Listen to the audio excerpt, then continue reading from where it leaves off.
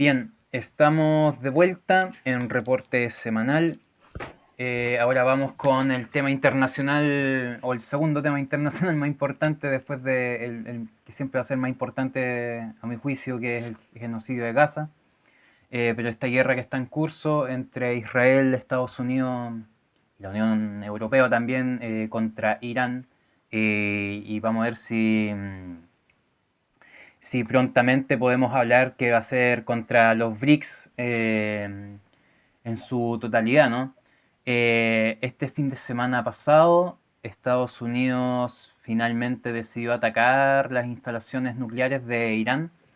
Eh, Según ellos, el plan o el desarrollo de armas nucleares o el plan nuclear de Irán estaría completamente desmantelado, y esto ha traído varias opiniones sobre todo de Rusia, de China, de la India, respecto a cómo se comienza a configurar este nuevo escenario después de la entrada de Estados Unidos al conflicto en Medio Oriente. Sí, Roberto, tenemos una situación bastante preocupante, la verdad, ya que Estados Unidos bombardeó tres centrales nucleares de energía de Irán, lo que además de ser un desastre natural en sí mismo, ya que evidentemente o es muy probable que hayan emanaciones de gases radioactivos, etcétera, es decir, de partículas radioactivas. Eh, Además de esto, genera la dinámica de la guerra en la cual ya Irán empieza a amenazar a Estados Unidos de bombardear territorio norteamericano, pero también de bombardear las bases norteamericanas en Medio Oriente. Ujú. Entonces, la situación está cada día más compleja. O sea, vemos cómo durante el día de ayer el líder supremo de Irán eh, dijo que los americanos, es decir, los ciudadanos de Estados Unidos, deberían esperar un gran daño que nunca habían visto antes en Mm. su territorio, digamos, es decir, ya está amenazando con bombardear Estados Unidos y Estados Unidos responde bombardeando Israel, o sea, Irán, es decir, Sí. en cualquier momento esto se desata. Asimismo, Mm. vemos como el ministro de Relaciones Exteriores iraní está de visita en Rusia para hablar con Putin. Por su parte, Rusia ya solicitó a los países del BRICS de suministrar armas nucleares a Irán para defenderse, es decir, para que Mm. Estados Unidos no siga bombardeando en la medida de que eso conllevaría una respuesta recíproca de Irán de bombardear a Estados Unidos. Entonces, en la lógica de la Guerra Fría, si es que yo tengo armas nucleares, nadie me va a bombardear, digamos. Esto es lo que Mm. está ocurriendo y ya está bastante cerca, digamos, a efectivamente lanzarse Mm. la bomba nuclear y comenzar el Armagedón, como se le llama. Es una Sí. situación en la cual podría desatarse en cualquier momento. Afortunadamente desde Chile sufriríamos eventualmente peores, o sea, menos daños que en Mm. el resto del mundo por la situación geográfica, pero Sí. daños van a haber igual, entonces ya es un tema para preocuparse ya para toda la humanidad. Y Mm. por fin, digamos, lo que ocurrió fue que Norcorea está preparándose para enviar misiles nucleares a Irán. Es decir, esto está ocurriendo.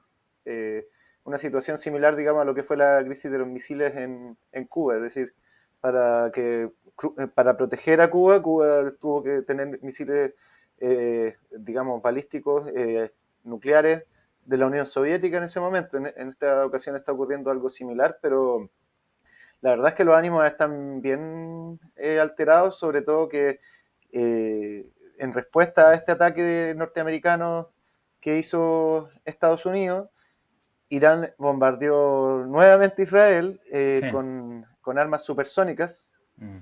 lo que ha significado digamos, ataques serios, o sea, daños graves a la infraestructura bélica israelí. Y también, Mm. obviamente, siempre esto desencadena también situaciones con los civiles. Y ahí es Claro. donde también hay que preocuparse, porque Mm.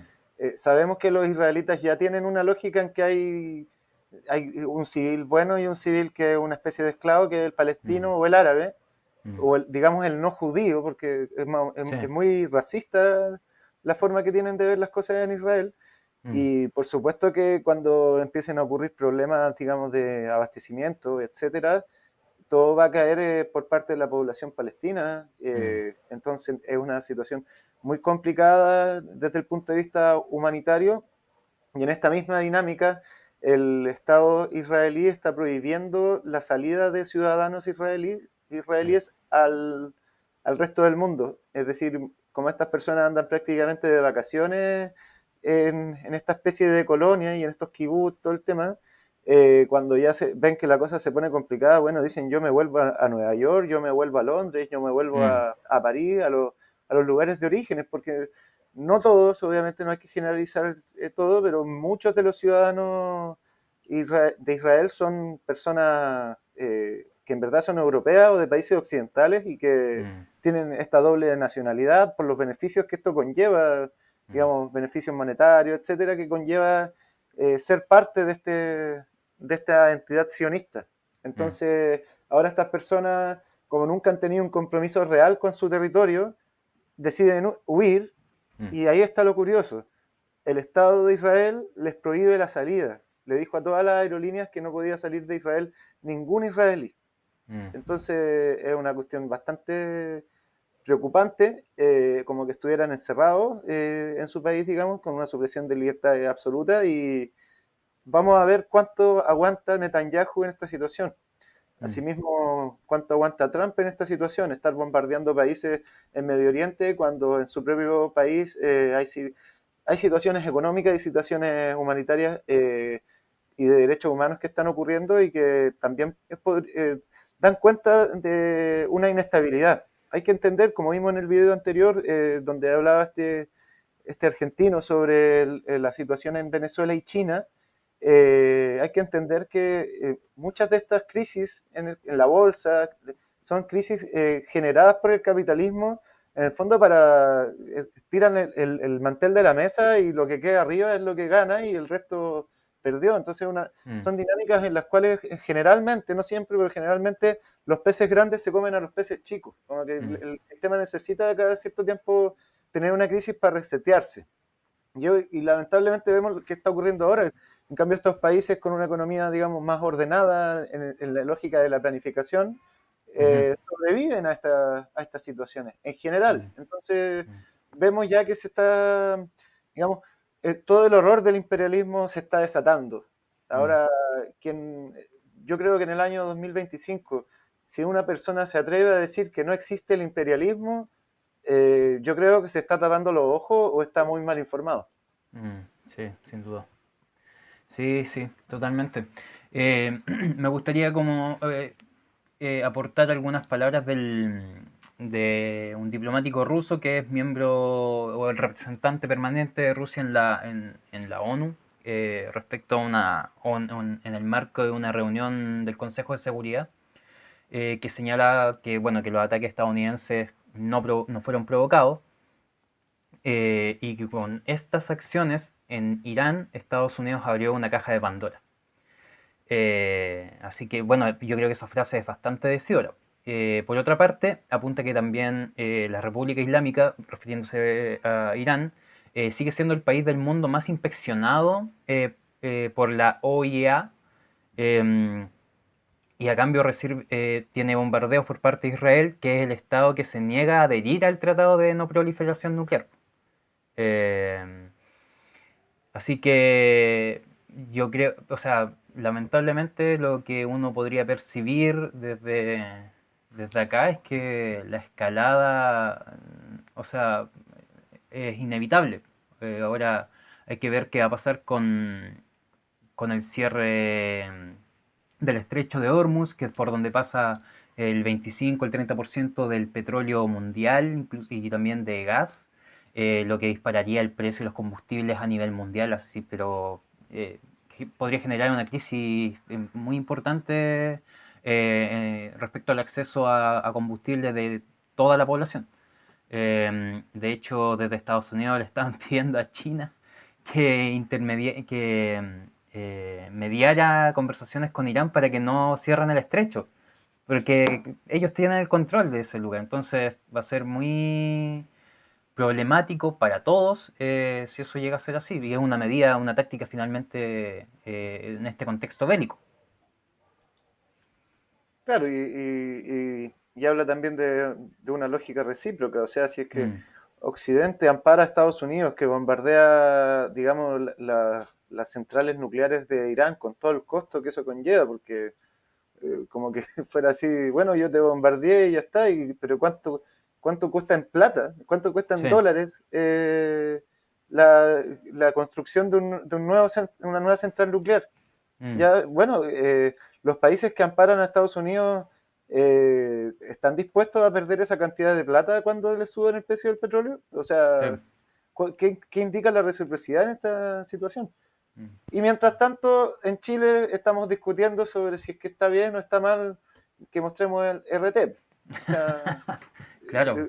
no sé si, Mm, si se entiende la ingenuidad que tiene lamentablemente la clase política chilena y en particular la derecha y mm, la concertación, digamos, neoliberal y sumisa a Estados Unidos, mm, eh, que están preocupados de que, "Ay, que no puede ser que exista la posibilidad de que gane una comunista la presidencial mm, cuando en el resto del mundo lamentablemente pareciera que se está cayendo a pedazos. O sea, sí, entonces sí. vemos que hay una falta de sentido, digamos, de realidad en estas personas en Chile y en eso, bueno, haciendo un repaso muy corto de lo que ocurrió en la semana política, una pincelada, mejor dicho, con algún par de anécdotas, tenemos que Daniel Jadwe el día lunes recibió la noticia de que se le permitiría salir durante el día de su reclusión domiciliaria, quedando este solamente en arresto domiciliario nocturno, esto Ujú, en un fallo, digamos, del tribunal que le dio el favor que, en el fondo, como se están cayendo las querellas en contra del exalcalde de Recoleta, ya no es tan justificado que esté en arresto como medida cautelar. Eh, ujú, que se sabe y se dice que en realidad es una forma de ejercer la pena antes del juicio. O sea, que el fiscal tiene la capacidad de penalizar a un imputado en la medida que el juez se lo permita. ujú, Entonces, ahora ya como se van cayendo las querellas, se va cayendo también la fuerza que tiene la fiscalía para sostener esta reclusión domiciliaria total en la que estaba Daniel y que en particular, según la fiscalía, lo que debería estar Daniel Jado es preso en la cárcel por el juicio, ¿no? Ni siquiera en su casa. Entonces, en esa dinámica, con todo el revuelo que eso significa, se planteó desde la prensa la posibilidad de que Daniel Jadwe entrara en el comando de campaña presidencial de Daniel Jara en la última ujú, semana de campaña. mm, Se genera una confusión en la cual se entrevista al presidente del Partido Comunista, Lautaro Carmona, quien obviamente no descarta que cualquier aporte a la candidatura es bueno y se genera la dinámica creada por la prensa de hacer enfrentarse a Daniel Jadwe con Janet Jara. mm, Punto uno, con el objetivo de generar división al interior de la candidatura, como mostrar mm, que hay un clima de ingobernabilidad entre ambos, y por otro lado claro. también fortalecer esta lógica de que Daniel Jadwe es el ALF, es decir, como Sí. el extraterrestre que hay que tener guardado en la casa, que ojalá que no lo vean los vecinos. Entonces, Mm, vimos cómo durante la semana la prensa estuvo tratando de generar esta dinámica y esta discusión, en el fondo, para distraer la noticia de lo que había ocurrido la semana anterior, que era que Janet Jara iba, según las últimas encuestas, habría liderado la intención de voto en la primaria oficialista. Entonces ahora, bueno, pero recordemos que Daniel Jadwe está concatenado con Janet Jara y generar todo este revuelo, etcétera, como que mm, son partes de la estrategia que hacen pensar que los medios y el Poder Judicial tuvieran el mismo patrón. ujú, Por otro lado, se rumorea dentro del sector de la derecha que eventualmente se bajaría la candidatura de Liz Matei para ujú, buscar otra opción presidencial, Sí. considerándose a ella como, digamos, tal vez una candidata demasiado errática, que Mm, quizás no podría llegar al objetivo final de la campaña, que es ganarla, es decir, sí. a generar mucho revuelo, generar cierto grado de movilización en el votante de derecha, Mm, pero que a la larga, producto de su, digamos, su inestabilidad, no sé cómo decirlo, de personalidad, digamos, su inconsecuencia discursiva, sería una candidata poco confiable para el sector de la derecha, por lo tanto se está rumoreando que eventualmente se bajaría esa candidatura. No sé si mm. tú tienes más información, Roberto, al respecto. No sé si más información, solamente que aportar que, claro, este rumor de que instala la prensa de que Daniel Jadwe se integraría al comando de Yanez Jara, obviamente es para desestabilizar un poco esta imagen que está construyendo Yanez Jara de un liderazgo más amplio, más que centrado o que baja directamente desde el Partido Comunista, porque hay que decirlo, o sea, Daniel Jadwe es una figura que en general causa cierto resquemor en muchas personas, entonces al vincular y al poner como de nuevo en la palestra la imagen de Jadwe junto a Janet Jara, la obliga a ella a tener que poner como ciertos paños fríos y decir como no, o sea, ella sale jugando bien igual, diciendo como queda tan poco para la primaria que no tiene mucho sentido que él se integre ahora. Ya, ok, pero ya en las cabezas de las personas ya está de nuevo la imagen de Jadwe, que es muy controversial todavía. Eh, Tal vez le va a jugar un poco en contra esta polémica bien armada, ¿no? Como que tenía un lugar básicamente. Eso por un lado.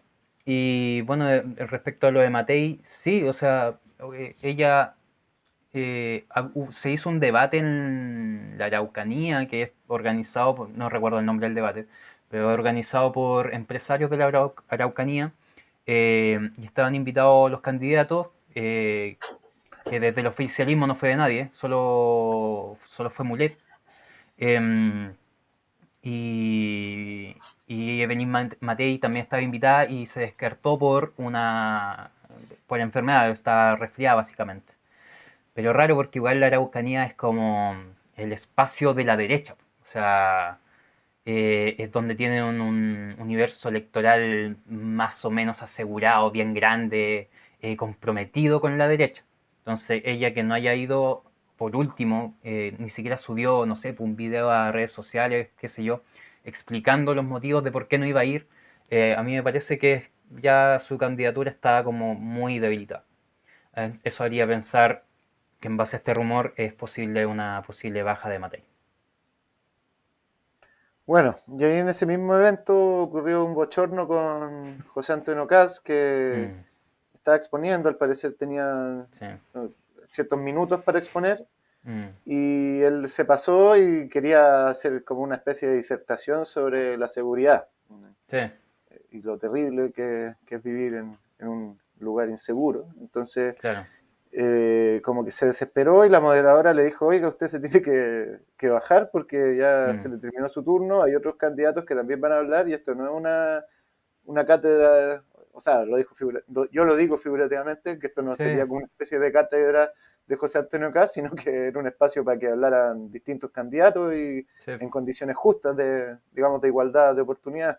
Mm, Entonces, en definitiva, le termina cortando el micrófono a José Antonio Caz, este sí. queda hablando, vociferando así solo y después se puso a pelear con la moderadora, en el público también la gente más ferviente que hacia acá empezó a defenderlo, que cómo lo cortan, entonces un Mm, berrinche que a veces son para, incluso lo hacen para generar noticias, que uno sí, nunca lo sí, lo sabe. más probable.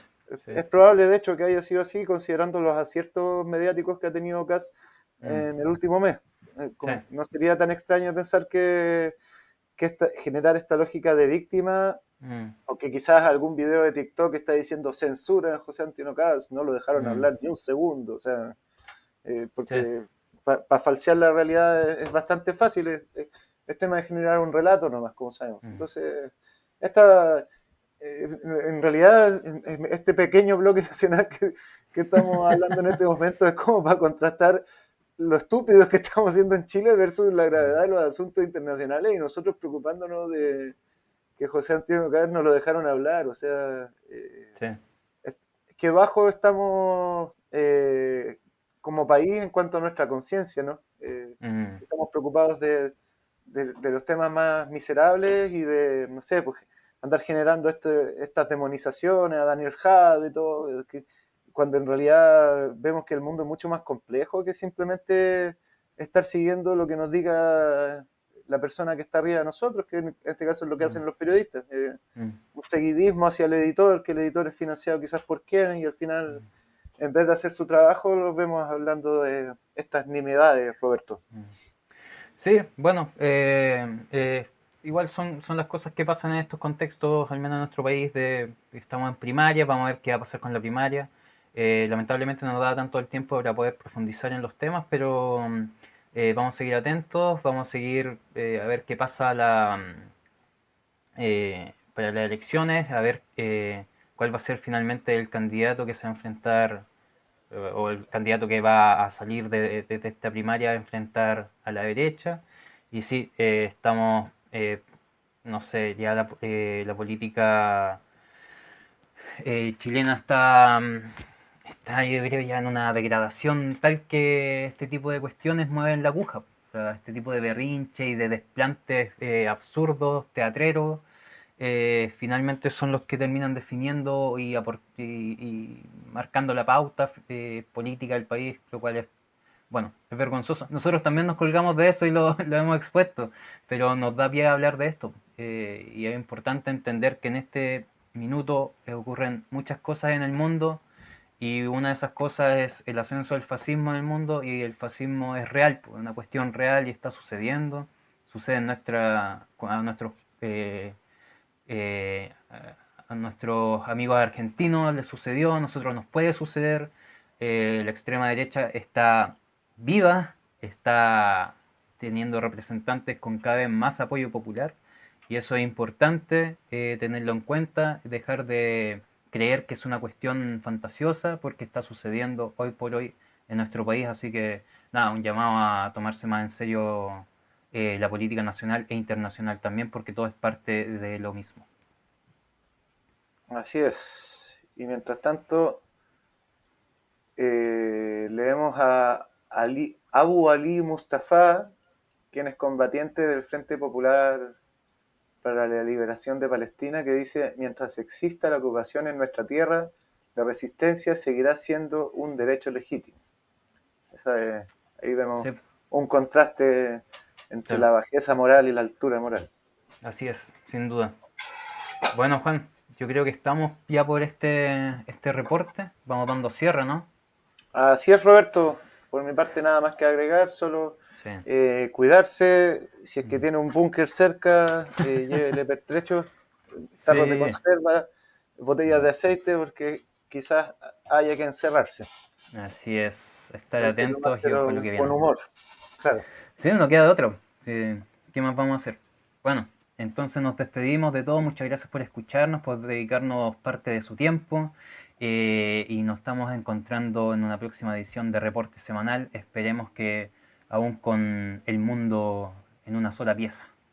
Uh -huh. Chao, chao. Así es. Chao.